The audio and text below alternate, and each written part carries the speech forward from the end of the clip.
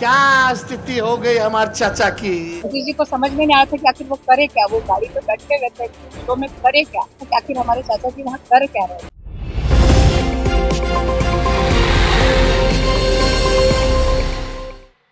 नमस्कार दोस्तों, news land में आपका बहुत बहुत स्वागत है। वो लाइन आपने सुनी है दोस्तों, इधर चला मैं उधर चला, जाने कहा मैं किधर चला, अरे फिसल गया ये तूने क्या किया। बस समझ लीजिए पलटी मारते मारते सीएम नीतीश कुमार की हालत भी कुछ इन्हीं चंद लाइनों की तरह हो गई है दोस्तों। इस बार नीतीश कुमार की ऐसी फजीहत हुई है जिसे देखकर अगर तेजस्वी यादव कुछ कहेंगे तो वो कुछ ऐसा ही होगा। क्या स्थिति हो गई हमारे चाचा की। ओ हो बहुत तकलीफ हो रहा है। भाजपा को तो लात मार के जब हमारे चाचा हमारे साथ मिले, माफी मांगा हमसे, हम उप मुख्यमंत्री बने, बाद में चाचा जी पलट गए।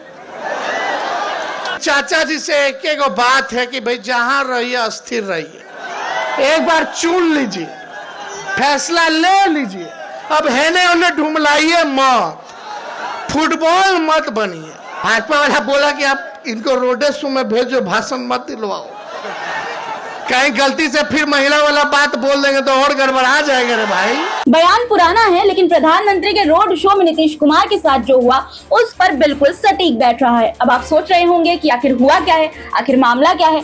तो दोस्तों पूरा मामला आपको विस्तार से बताऊंगी। ये भी बताऊंगी आपको कि नीतीश कुमार के लिए बीजेपी किस कदर खतरा बनती जा रही है। लेकिन उससे पहले मैं आपको एक घटनाक्रम बताना चाहती हूँ। 2 अगस्त 1999 ये वो दिन था जब पश्चिम बंगाल में एक रेल हादसा हुआ था जिसमें 280 से ज्यादा लोगों की मौत हो गई थी और 300 से ज्यादा लोग घायल हो गए थे। अब आप सोच रहे होंगे कि मैं इतनी पुरानी घटना का जिक्र क्यों कर रही हूँ। दरअसल तब देश में अटल बिहारी वाजपेयी की अगुवाई में एनडीए की सरकार थी और रेल मंत्री थे नीतीश कुमार। उस रेल हादसे की नैतिक जिम्मेदारी लेते हुए नीतीश कुमार ने मंत्री पद से इस्तीफा दे दिया था। एक रेल हादसे के बाद परेशान मन से अपना पद छोड़ देने वाले नीतीश कुमार पिछले 6 साल में 3 बार पलटी मार चुके हैं। लेकिन पलटी मारने के बाद भी मजाल है कि उन्होंने कुर्सी के अगल बगल किसी को फटकने भी दिया हो। 3 बार गठबंधन बदला, इस्तीफा दिया और कुछ ही घंटे में दोबारा मुख्यमंत्री पद की शपथ भी ले ली। खैर, नीतीश कुमार भले ही उलट पलट के मुख्यमंत्री पद हासिल करने में कामयाब रहे हों, लेकिन लगातार अपनी साख खोते रहे हैं।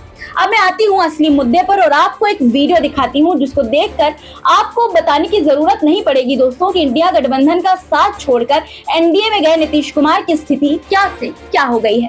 देखिए, ये वीडियो है बिहार में प्रधानमंत्री के रोड शो का। बगल में मुख्यमंत्री नीतीश कुमार है, जहां प्रधानमंत्री मोदी हाथ में कमल का सिंबल लिए हुए हैं, वहीं नीतीश कुमार के हाथ से तीर का सिंबल गायब है। वो भी कमल के निशान वाला टॉर्च जला रहे हैं। अंधकार में जाती जेडीयू को कमल के टॉर्च से रोशनी दिखाने की कोशिश कर रहे हैं, ऐसा मालूम पड़ता है दोस्तों। देखिए कैसे वो मोदी की तरफ देखकर डरे सहमे से धीरे धीरे हाथ हिला रहे हैं। नीतीश कुमार का हाव भाव ही सब कुछ बयां करने के लिए काफी है दोस्तों। आप देख सकते हैं वीडियो में कि किस तरह अपने हाथ में लिए हुए बीजेपी के सिंबल को वो अलट पलट करके देख रहे हैं, देखने की कोशिश कर रहे हैं कि हो सकता है कि शायद दूसरी तरफ तीर का निशान हो। लेकिन जब उन्हें ऐसा नहीं दिखा तो उन्होंने हाथ को नीचे कर लिया, बीजेपी का सिंबल नीचे कर दिया और दूसरे हाथ से जनता का अभिवादन करने लगे दोस्तों। और उसके बाद उनके चेहरे पर बदला हुआ जो रिएक्शन था उसे देखकर उनकी स्थिति का अंदाजा साफ तौर पर लगाया जा सकता है। अब आपको मीसा भारती का बयान सुनाते हैं। उन्होंने जो नीतीश कुमार के हाथ में टॉर्च लेने पर कहा वो सुनिए। नीतीश जी को नजर ही नहीं आ रहे थे। नीतीश जी को समझ में नहीं आया था कि आखिर वो करे क्या, वो गाड़ी पे बैठे हुए थे शो में करे क्या।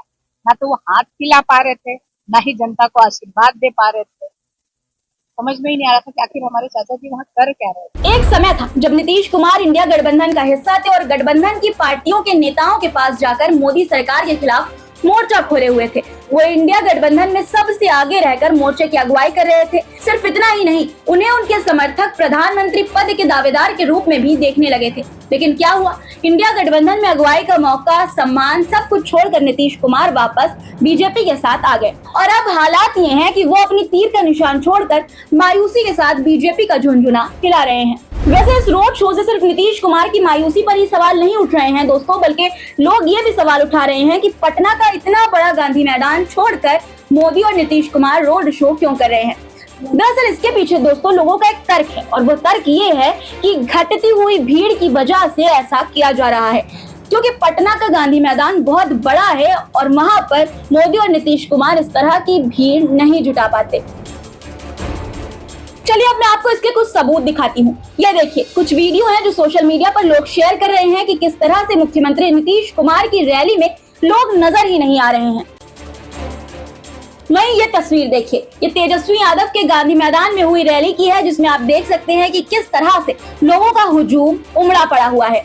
सिर्फ गांधी मैदान ही नहीं, तेजस्वी की हर रैली, हर रोड शो में लोगों के बीच इसी तरह का उत्साह देखने को मिल रहा है, जो बिहार में नीतीश कुमार के घटते हुए कद और तेजस्वी यादव के लोकप्रिय नेता के तौर पर उभारने के संकेत दे रहा है। दोस्तों, बदले हुए राजनीतिक परिदृश्य का अंदाजा बयानों से भी आप लगा सकते हैं। उसकी माता जो थी, कभी था जी, ये लोग कौन किया, हटा 7 महीना में, तब पत्नी को बनवा दिया, अब बाद में बेटी बेटा 9 गो बच्चा पैदा कर दिया, बच्चा बच्ची, इतना आदमी, उसका बेटा बेटी यही सब कर रहा है। नीतीश कुमार के बयानों से ही उनके अंदर की हताशा साफ झलक रही है।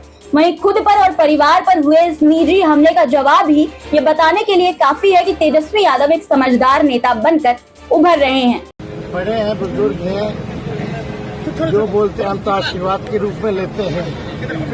नीतीश जी जो भी बोलते हैं हम आशीर्वाद के रूप में लेते हैं, और हम तो उनके बेटे की तरह खड़े थे, और हमारे पिता को तो वो बड़े भाई जैसा मानते थे। अब इस तरह की बातें कर रहे हैं तो वो जाने। कुल मिलाकर दोस्तों, नीतीश कुमार के पलटी मारने पर भले ही अभी तक सत्ता उनके हाथ में है, लेकिन उनकी स्थिति अब कुछ वैसी ही हो गई है जैसा मछली का कांटा निगल लेने वाले के साथ होता है, जो न निगलते बनता है और न ही उगलते बनता है।